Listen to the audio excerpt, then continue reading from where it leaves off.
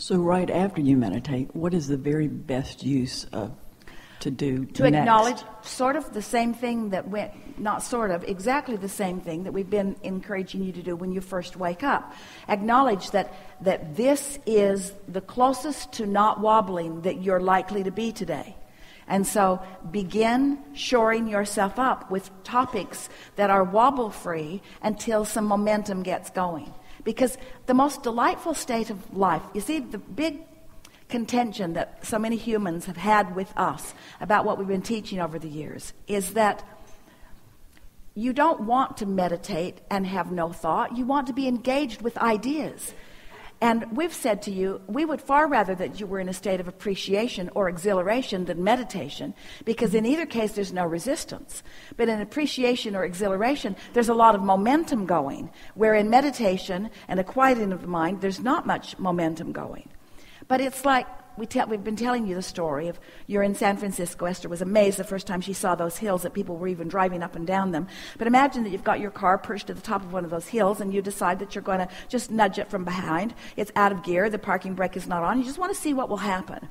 And then right away you realize that you're pretty sure that you know what will happen. And so while the momentum is still very, very slow, you change your mind and you get out in front of it and you let the car bump up against you and you stop it.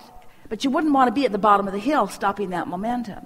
So this is the same thing that we're talking about. As you catch the momentum of a wobble early, you're more likely to stop it. But if you wait until it's really wobbling, then you are not so likely. So after you have meditated and you're in that place of detachment, you can feel the ease of your being.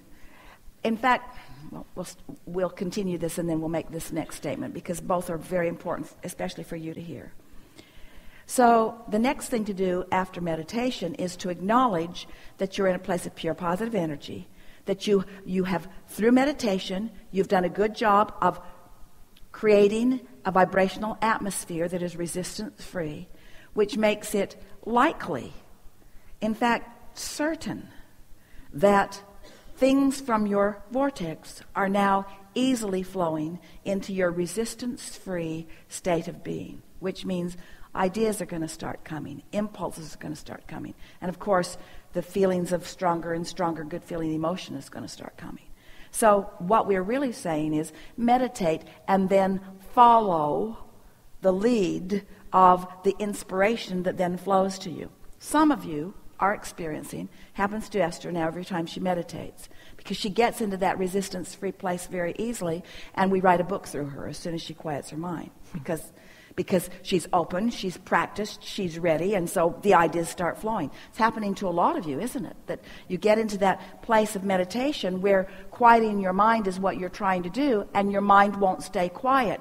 But it doesn't matter if your mind becomes active, if it's active upon things that feel good. In other words, a wonderful meditation is one where you reach that place and then you acknowledge that you're in a place of receiving. It's sort of like step 4 meditation. And now, just let the ideas begin flowing. Happened to Esther. She was meditating, she and Jerry, back in 1985 for about 9 months, because that's all they knew to do. Someone had told them, sit in a quiet room, wear comfortable clothing, focus on your breathing. When your mind wanders, then it will. Focus back on your breathing. That's all Esther had. So she was focusing on her breathing, and every time her mind wandered, she'd breathe more. Till we realized she wasn't going to let us occur to her, because her only instructions were when your mind wanders, and she couldn't tell whose mind was wandering in her mind. But it was us. And so that's happening to some of you. You begin to receive these impulses of thought. Just go ahead and let the thought flow. And this is the piece that makes this all work so well for you. Think for the pleasure of thinking. And so that's the way we would follow through with meditation. When you've reached that place where you actually feel physical detachment and you're in that sort of place, Esther calls it almost euphoria. It's that feeling of well-being, sort of mindless and well-being, and then the thoughts start flowing. Following the trail of those thoughts is so delicious. Just follow them out, you see. And then don't meditate for more than 20 minutes. That's plenty of time. You've trained yourself to be responsive to what's going on, and asking your mind to not be responsive is really asking your mind to do something that it is not meant to do.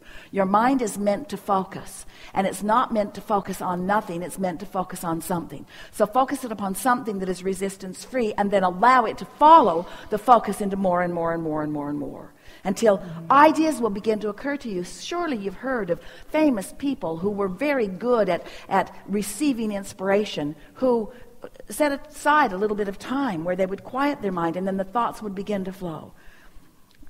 All of you have access to this, because every one of you has a direct route to infinite intelligence. And every one of you has infinite intelligence flowing to you and through you about things that matter to you.